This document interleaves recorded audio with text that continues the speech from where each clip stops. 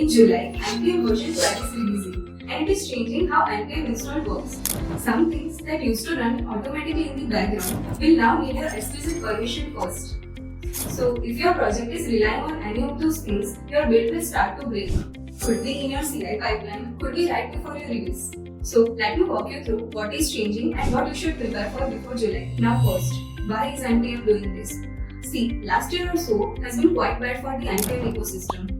In September 2025, attackers managed to compromise 18 popular NPM packages. I'm talking about packages like Debug and Chalk. These are the things that sit inside almost every Node.js project you can think of. Combined, they have more than 2.5 billion downloads per week. And in 2025 alone, attackers published nearly 450,000 malicious packages. So, how does this actually work? Basically, a package runs a small script the moment you do npm install. That script is stealing your tokens, your API keys, your secret credentials, and it is all happening in the background. You will not even know.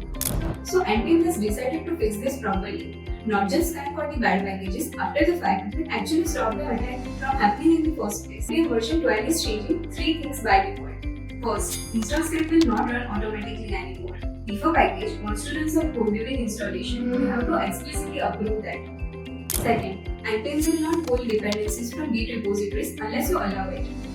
This is important because attackers were using this path to run code even when developers thought they were protected. Third, it will not fetch packages from random remote URLs either. Basically, anything that used to happen silently will now need your permission first. Now, this is good for security, but if your project is quietly depending on any of those behaviors, your install will break in July. That is what you need to prepare for. So, here is what you should do and you can start this today. First, upgrade to NPM version 11.16 or newer. This turns on a warning mode. Nothing will break just yet, but it will start showing you what will break once version 12 lands. Then run this script. This gives you a full list of every package that is trying to run a script during installation. Go through that list, approve the ones you trust, commit the list to your repository so your entire team can be aligned. Now one thing, please do not just approve everything to get rid of those warnings. This completely defeats the purpose. The whole idea is to know exactly what is running on your machine. And if you are a team that is moving too fast and pulling a lot of dependencies, that list will be bigger than you expect. The average Node project has dozens of dependencies under the hood. This is the kind of thing that is easy to ignore until a build breaks at exactly the wrong time.